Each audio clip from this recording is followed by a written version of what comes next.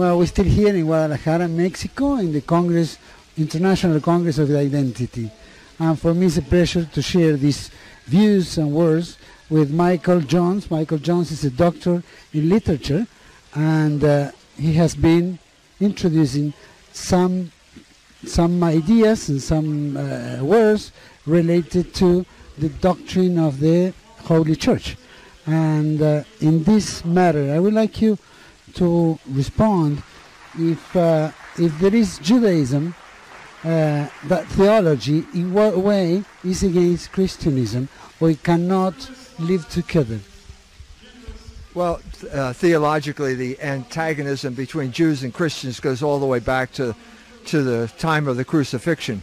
The Gospels tell us that the Jews were hiding in the upper room. That the apostles were hiding in the upper room out of fear of the Jews.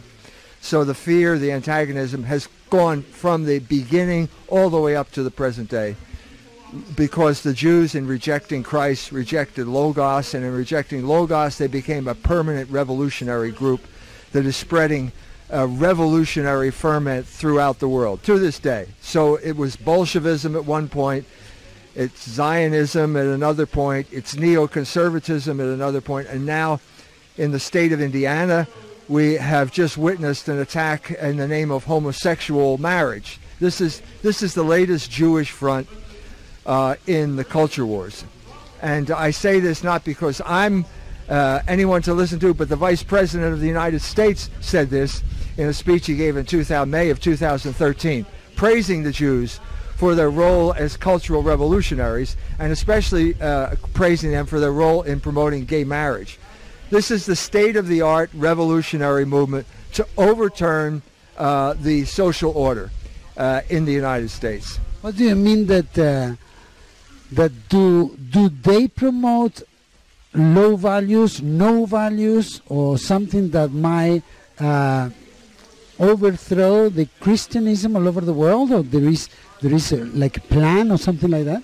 Yes, it's become so ingrained in every Jew that he is a revolutionary. That oftentimes you don't need a plan. They just come together, and they just the main fact of Jewish life is that they're always a minority. They've always been a minority in whatever culture they've lived in, and when they're a minority, they feel they have to weaken the majority, and so they're constantly engaged in cultural subversion. So the vehicle always changes, but the principle is always the same. We want to subvert the majority, especially if the majority is Christian, because there is a hatred of Christianity it's the essence of what it means to be a Jew. They have no positive essence. It's a negative essence. It's rejection of Christ. It is hatred of Christ. And hatred is a word that it's not my word. Rabbi Meyer Solvachik, in First Things, which is supposed to be a kind of ecumenical magazine, said that hatred was a Jewish virtue. So this is their teaching. They feel that they can hate their enemies, and they feel that Christians are their enemies. When they talk to each other, they may pretend that they're not in public, but that's only to gain a deeper hold to engage in more subversion. In what ways do they active in order to vulnerate or withdraw or reduce the power of the Catholic Church or the Christianism? Besides, I mean, homosexuality, promoting, but I mean, what other ways? There is a financial way, there is a way of corporations. Are anything else that might help on it? The main instrument of Jewish power throughout the ages was always usury. This was the Achilles heel of Christian Europe. Christians cannot tolerate usury. It's a sin. It remains a sin. Pope Benedict XIV in 1745 issued the encyclical Vix Pervenit, in which he says that taking any interest on a loan is usury, and that usury is always a sin. So that's never going to change. That's the moral law. It's immutable. It's never going to change. But what you saw over centuries of Christianity, especially in Italy at the time of the Renaissance, was heavy Christian involvement in usury, Christians acting like Jews.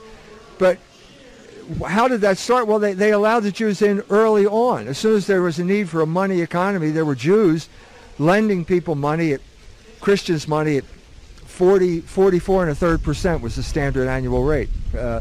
So because it never came to grips with usury, it never came to grips with Jewish power. And so there was a moment of opportunity in Florence in the 1490s when Savonarola became dictator of Florence. Savonarola moved against both sodomy and usury, which are the two signs you're at the end of your culture. When those two things appear, as they appeared in the United States, it's the end. And he made reforms, but the Pope collaborated in his death, and that was the end of the possibility of reform. And the next protest was Luther, and he broke with the church. And once he broke with the church, you had specific principalities that would promote usury. And that was the beginning of capitalism, and that's been that way ever since. Do you believe that the Christianity is living a decadence today, or is something that is,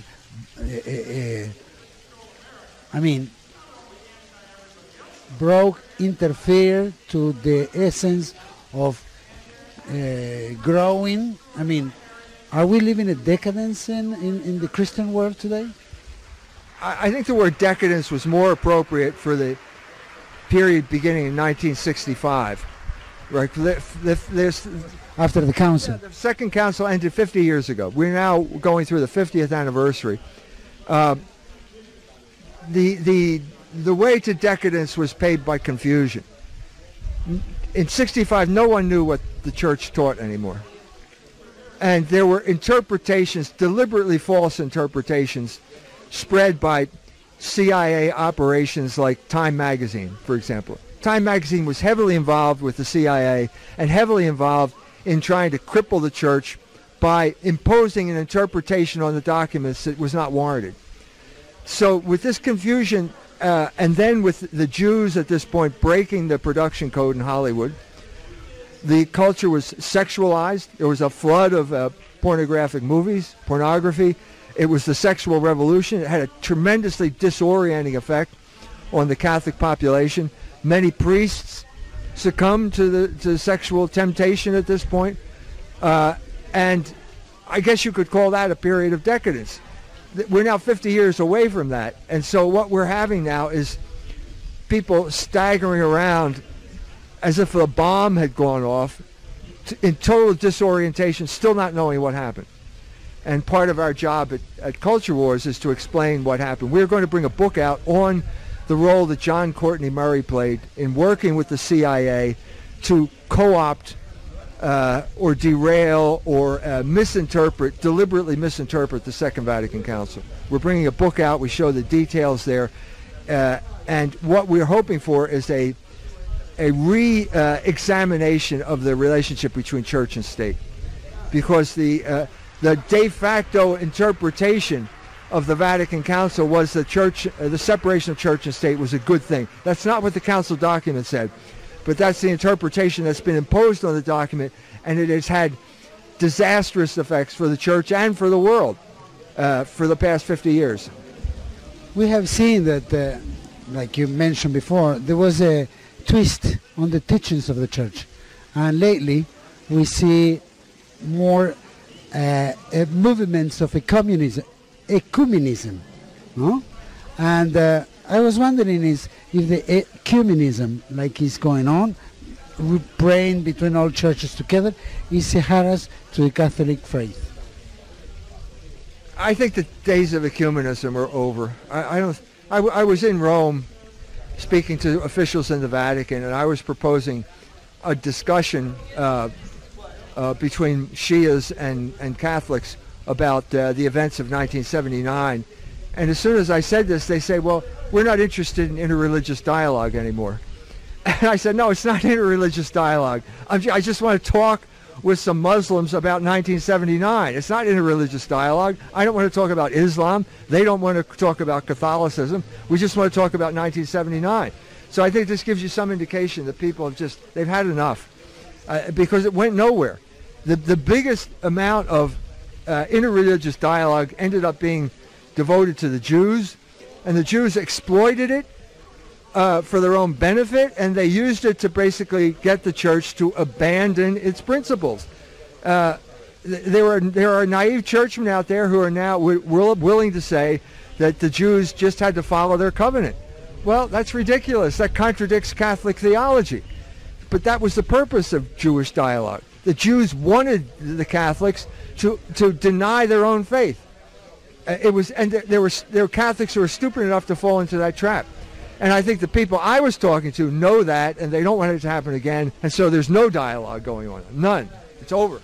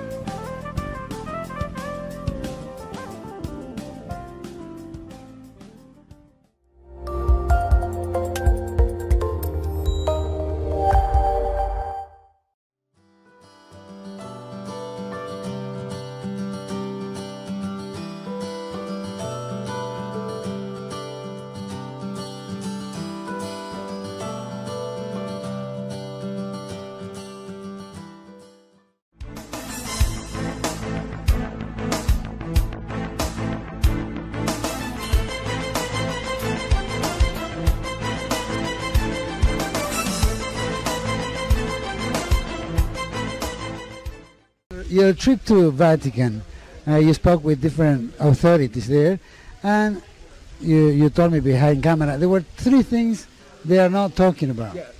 There are three areas in which the church is not preaching the gospel. The first area is the Jews. The church is not preaching the gospel. St. Paul said the Jews killed Christ, and they are enemies of the entire human race. Have you heard that from the pulpit lately? No. Okay. When St. Peter went to Rome, to Jerusalem, I'm sorry, the first thing he said to the Jews was, "You killed Christ." And the Jews were cut to the heart. And then the Jews said, "What must we do to be saved?" And he said, "You have to be baptized." That's the essence of the Christian faith. And no one's preaching it.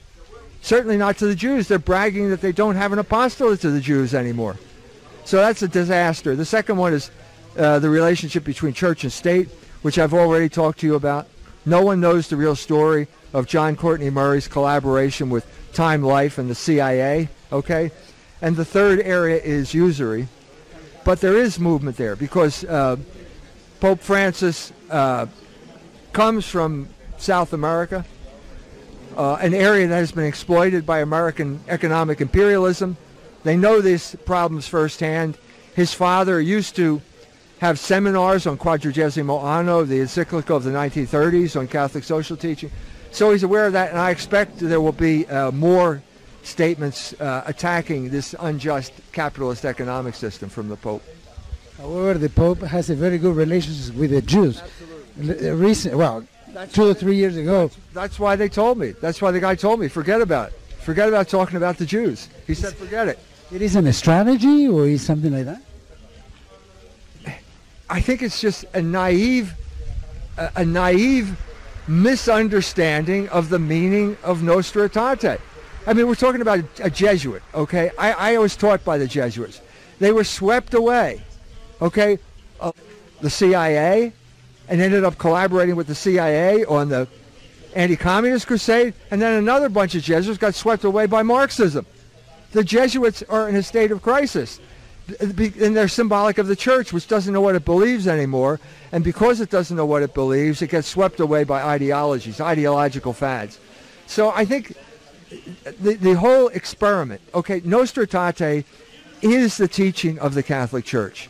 It says that not all Jews at the time of the crucifixion called for Christ's death. Well, that's true. Who can argue with that? Whoever said anything different? You know, we know that the Blessed Mother did not yell, crucify him. She was a Jew. She didn't yell, crucify him, and so on and so forth. I think this, if you want my honest opinion, I think that the Council Fathers were reacting to the Jewish pressure that was put on them, and this was a kind of private joke among them. We see at the same time that the teachings tell us that there will be a miracle in the future, which will be the conversion of the Jews. Do you think that this could happen in a short, middle, or long term? There are some stories about a miraculous conversion of the Jews at the end of time. This is not church teaching. This is some opinion or other, okay?